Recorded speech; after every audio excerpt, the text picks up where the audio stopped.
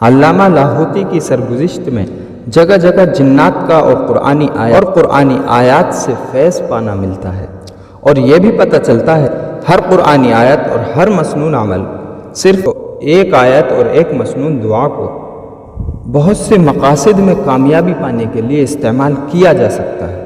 ایسے ہی ایک مسنون دعا صحیح اور مستند حدیث کے ساتھ جو مختلف مقصد کے لیے لاجواب ہے آپ کے پیش خدمت کرتا ہوں۔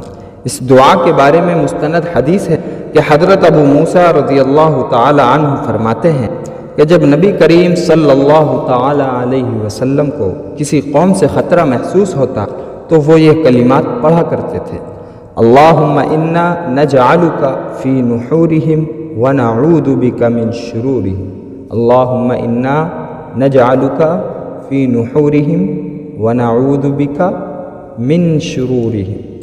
جنات کے ساتھ گزارے ہوئے لمحات میں سے علامہ اسی دعا کے فوائد کو بیان کرتے ہیں، وہ واقعہ میں آپ کو سناتا ہوں۔ فرماتے ہیں ایک دفعہ ایک پرانے مقبرے میں رہائش پذیر ایک جنات کے گھر کسی بیمار کی عیادت کرنے گیا۔ وہاں پہنچا تو دیکھ کہ دوسرے شہروں سے بھی کچھ جنات آئے تھے۔ میں بیمار کے سرہانے بیٹھ کر دم کر رہا تھا تو ایک مہمان جن نے میزبان سے میرا تعارف کرایا۔ وہ مجھے نہیں جانتے تھے۔ تعارف سن کے وہ میرے پاس آئے اور آ کر مجھے اپنی ساری کہانی بیان کی۔ مجھے کہنے لگے کہ میں ایک کاشتکار جن ہوں اور اپنی مزدوری کرتا ہوں، لیکن اس سے پہلے میں ایک بہت بڑا مجرم جن تھا اور رات دن بس بدکاری اور سیاکاری یہی میرا کام تھا۔ کہتا ہے ایک دن ایسا ہوا کہ جس نے مجھے ہلا کر رکھ دی۔ میں نے ایک ہندو کے گھر سے ان کی روٹیاں چرائیں، میں ان کی روٹیاں کھا گیا اور ان کے گھر کے ایک کونے میں پڑ کر سو گیا۔ وہ غریب لوگ تھے۔ تھوڑی دیر کے بعد میں نے اس گھر میں رونے کی آواز سنی۔ میں نے دیکھا کہ اس کا میاں جب مزدوری کر کے واپس آیا، عورت نے اپنے مرد کو روٹیاں دینے کے لیے جب کپڑا اٹھایا تو اس میں تو روٹیاں نہیں تھیں۔ وہ حیران اور پریشان تھی کہ اب گھر میں آٹا بھی نہیں ہے، چونکہ غریب تھی اور روٹیاں صرف وہی تھیں۔ اس کا شوہر مزدوری کر کے آیا تھا اور وہ بھوکا تھا، وہ اسے روٹیاں کہاں سے دیتی؟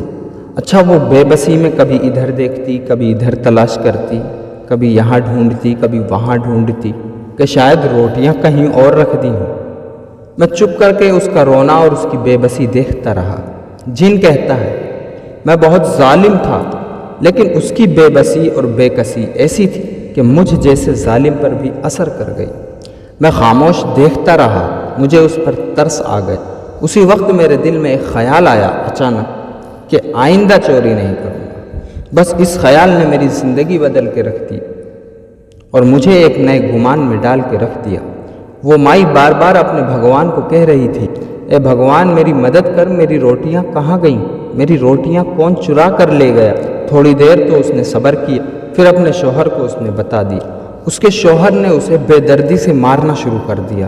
ایک طرف اس کے غم کی چیخیں، غور سے سنیے گا، ایک طرف اس کے غم کی چیخیں اور ایک طرف اس کے درد کی، اس کے ہسبینڈ، اس کے شوہر کے ظلم کی وجہ سے نکلتی ہوئی چیخیں۔ میں دیکھتا رہا، آخر کار میرا صبر ٹوٹ گیا۔ روٹیاں تو میں کھا چکا تھا، میں وہاں سے چلا آیا۔ مجھ پہ دکھ اور غم تھا۔ علامہ لاہوتی فرماتے ہیں کہ میں نے پوچھا کہ آپ کو نیکی کی زندگی کیسے ملی؟ اب تو نیک ہے نا؟ تو وہ جن کہتا ہے کہ مجھے اس واقعے سے چوٹ تو لگ چکی تھی۔ میں ایک دن ایک ویرانے سے گزر رہا تھا۔ اس ویرانے میں ایک جنگل تھا جس میں ایک جھونپڑی تھی، اور اس جھونپڑی میں مجھے ایک بزرگ ملے جو اللہ رب العزت کے برگزیدہ بندے تھے۔ میں نے ان کو سلام عرض کیا اور بتایا کہ میں انسان نہیں، ایک جن ہوں، کیا آپ میری مدد کر سکتے ہیں؟ وہ پوچھنے لگے کیا مدد چاہتے ہیں؟ کہا میں بدکار ہوں، لوگوں کو تکلیف پہنچاتا ہوں، لوگوں کی چوریاں کرتا ہوں، عورتوں کی آبروریزی کرتا ہوں، عزتوں کے ساتھ کھلواڑ کرتا ہوں، لوگوں کو دھوکہ دیتا ہوں اور ان کے ساتھ فریب کرتا ہوں۔ اگر آپ اس گناہ کی زندگی سے نکلنے میں میری مدد کریں، میں آپ کا بے حد مشکور ہوں گا، شکر گزار ہوں گا۔ وہ بزرگ فرمانے لگے کہ میں آپ کی کس طرح مدد کر سکتا ہوں؟ میں نے کہا آپ میری یہ مدد کریں، مجھے کوئی ایسا لفظ بتائیں، مجھے کوئی ایسا ذکر بتائیں جس کو میں پڑھوں اور اس کی برکت سے میری گناہ کی یہ عادتیں چھوٹ جائیں، گناہوں کی برائی میرے اندر سے ختم ہو جائے۔ ان بزرگ نے تھوڑی دیر آنکھیں بند کی اور کہنے لگے، ایک ایسی چیز بتاتا ہوں بیٹا، خیال کرنا، ایک ایسی چیز بتاتا ہوں جس کے پڑھنے سے آپ کے اندر کسی بھی قسم کا گناہ، کسی بھی طریقے کے گناہوں کا جذبہ ہو وہ ختم ہو جائے گا۔ وہ بزرگ فرمانے لگے، تم سارا دن وضو بے وضو، صبح شام رات دن ہر وقت، پاک ناپاک ہر حالت میں یہ دعا پڑھو، اللہم انا نجعلک فی نحورہم ونعوذ بک من شرورہم۔ بس اسی کو کثرت سے پڑھتے رہو، پڑھتے رہو، پڑھتے رہو۔ اگر اس کا ظاہری یا باطنی فائدہ نظر نہ آئے، آپ کو فائدہ نظر نہ آئے، پھر بھی پڑھتے رہو، پڑھنا نہ چھوڑو، اس کو مسلسل پڑھتے رہنا، یہ ایک انوکھی اور بے حد پرتاثیر چیز ہے۔ میں ان سے اجازت لے کر واپس آ گیا اور اس کے بعد میں نے اس کو پڑھنا شروع کر دیا۔ جن کہتا ہے کہ میں ان سے اجازت لے کر واپس آ گیا اور اس کو پڑھنا شروع کر دی، اور خوب پڑھا اور بہت زیادہ پڑھا، اتنا پڑھا کہ دیوانگی کی حد تک اس کو پڑھا، اور مستقل پڑھتا رہا، مستقل پڑھتا رہا۔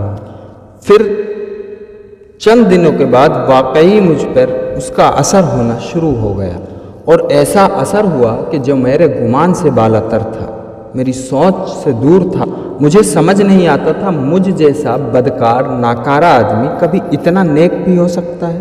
میرے گروہ میں اور بھی دوسرے جنات تھے، میرے ساتھ مل کر وارداتیں کرتے تھے۔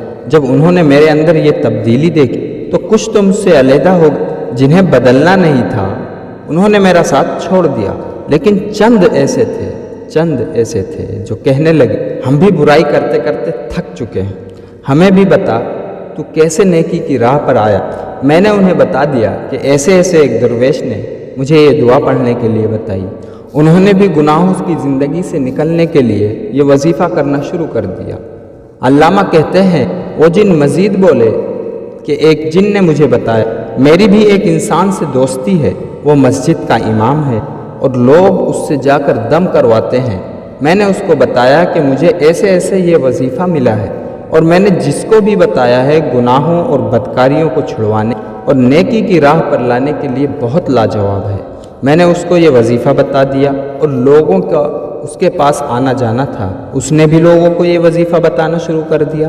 جس کو بھی اس نے یہ وظیفہ بتایا اسی کو فائدہ ہوا۔ کچھ لوگ ایسے تھے جو شراب چھوڑنا چاہتے تھے، اور کتنے ایسے تھے انہوں نے خود نہیں پڑھا، ان کی طرف سے کسی اور نے پڑھ لیا۔ ہاں، بس پڑھتے وقت تصور ان کا کیا کہ ان کے لیے پڑھ رہا ہوں، ان کا ذہن میں اپنے خیال رکھا۔ اور کتنے ایسے تھے جو بدکاری تو چھوڑنا چاہتے تھے تو ان کی بدکاری چھوٹ گئی، حرام مال اور گناہ چھوٹ گئے۔ کتنے ایسے تھے جن کی اولادیں نافرمان تھیں، ان کی اولاد فرما بردار ہو گئی، ان کے اندر جو گناہوں کا مادہ تھا وہ ختم ہو گئے، گناہوں کا مزاج تھا ختم ہو گئے، بدکاری کا مزاج تھا ختم ہو گئے، گناہوں کا مزاج ختم ہو کر طبیعت میں نیکی آ گئی۔ علامہ کہتے ہیں کہ میں نے اس مہمان جن کا شکریہ ادا کیا اور کہا کہ واقعی آپ نے ایک بہت بہترین تحفہ دیا، تو وہ جن کہنے لگا کہ اب اس وظیفے کی برکت سے میں اتنا نیک ہو گیا ہوں، اب ہر وقت میری طبیعت میں نیکی، اللہ کا تعلق، عبادت اور فکر رہتا ہے۔ علامہ مزید فرماتے ہیں، میں نے اس جن سے پوچھا کیا ان بزرگ نے آپ کو اس وظیفے کی عام اجازت دی تھی؟ جن بولا ہاں مجھے اجازت تھی۔ تو میں نے ان سے کہا مجھے بھی اجازت دے دیں۔